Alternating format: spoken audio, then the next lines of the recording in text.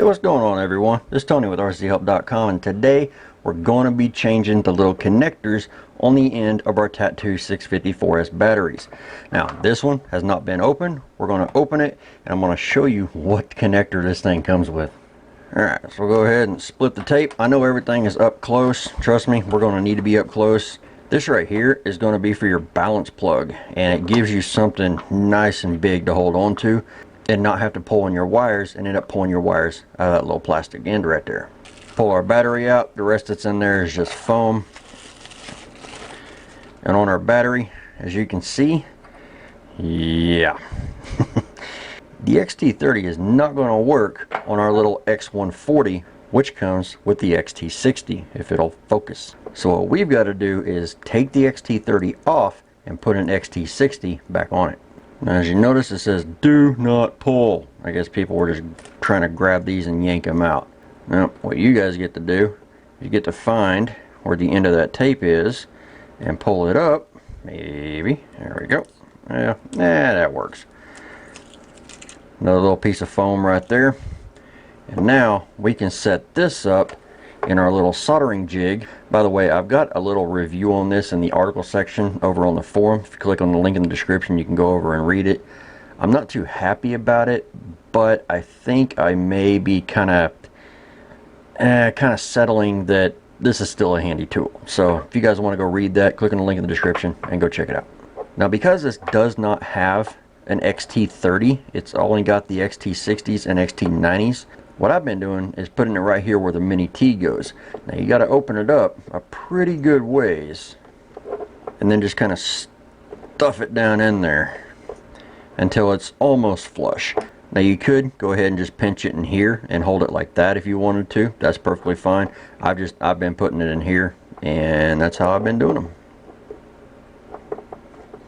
Then just go ahead and screw it down to where it doesn't want to move.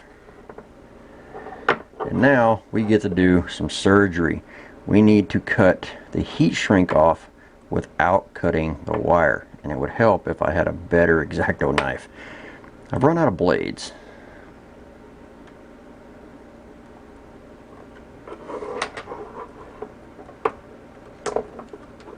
Yeah, we kind of nicked it right there, but that ain't gonna hurt nothing.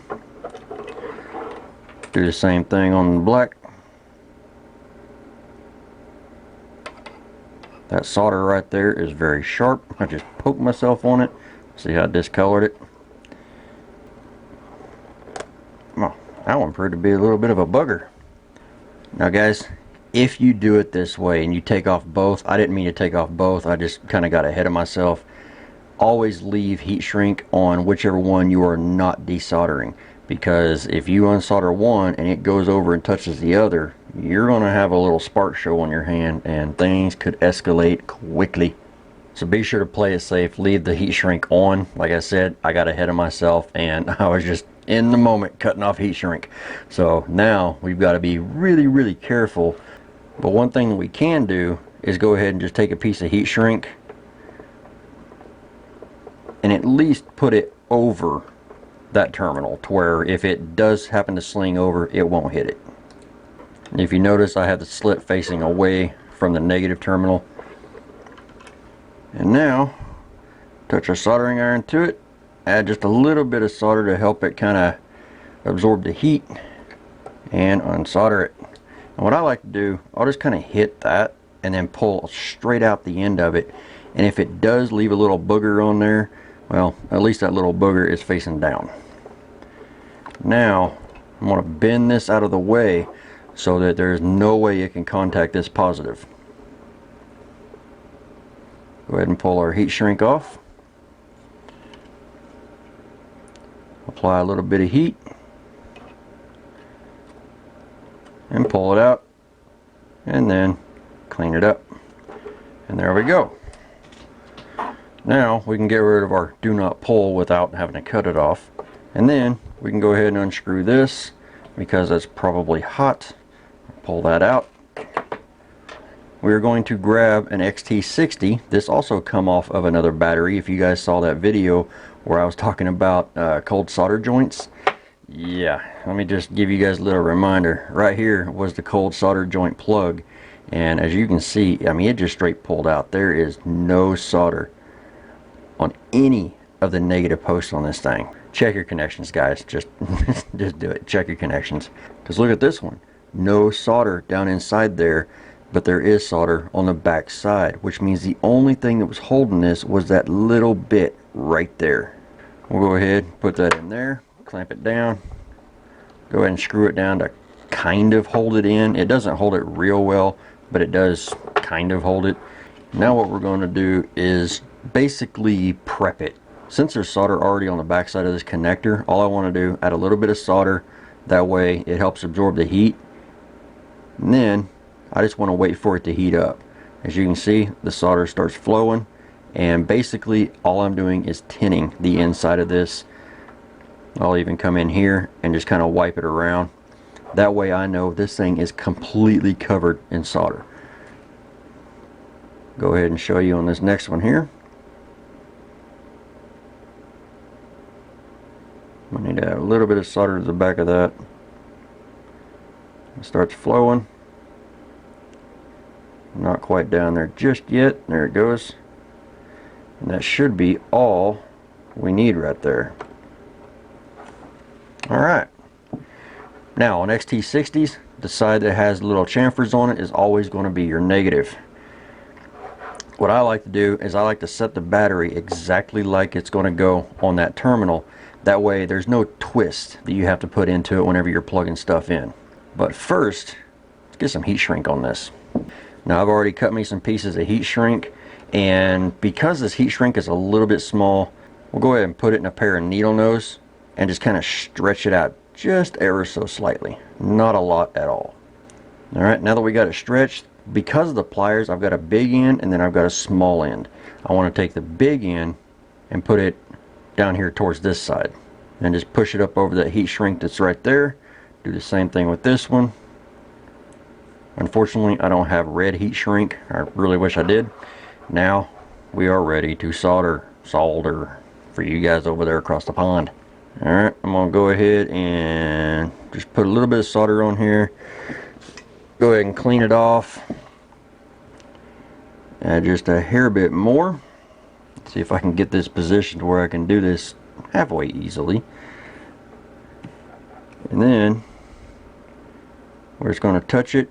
We got to melt all of it. So right now, if I was to take it off, it'd be a cold solder joint. You want to heat that bullet connector up, make sure it is all the way down, and then take your soldering iron off. Alright, what I'm doing, just checking the temperature of that bullet. We're going to go ahead and pull it out. We're going to slide our heat shrink down there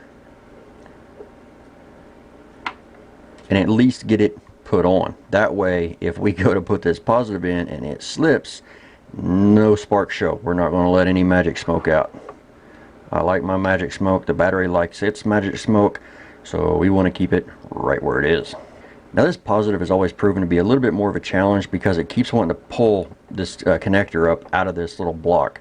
If I do what I'm thinking about doing, which I need to do, if you go over and read the review on this block, you'll know that I need to sand the center of this, and you'll see the pictures of why I need to sand the center of that. So if I sand it, it'll be able to clamp onto this a little bit harder. Go ahead, tin my soldering iron, push that back down in there, and let's get her soldered up. Soldered. Come on, buddy. There you go. Whoo, that wire's getting hot. Whoo, yeah. If you solder, you know what that is. You can't let go of that wire until that thing dulls out. Go ahead, wipe my soldering iron off, put it up. Now, we're just going to wait for this to cool off. Alright, sufficiently cooled off. Go ahead and grab our heat shrink. Push it down over the little bullet connector thingy, and then we get to use some real flame. Just real quick. Butane flame. Pretty hot. And there you go. That's how you change from an XT30 to an XT60. Look at the size difference. Wow. I thought about putting the XT30s, leaving them on the battery and just putting one on the quad. And I was like, you know, I'm thinking about going to XT60 on all my batteries anyway, so might as well. But I will say this, the 140 millimeter quad is about the smallest quad that I would run an XT60 on. Anything smaller than that, and these are just gargantuan.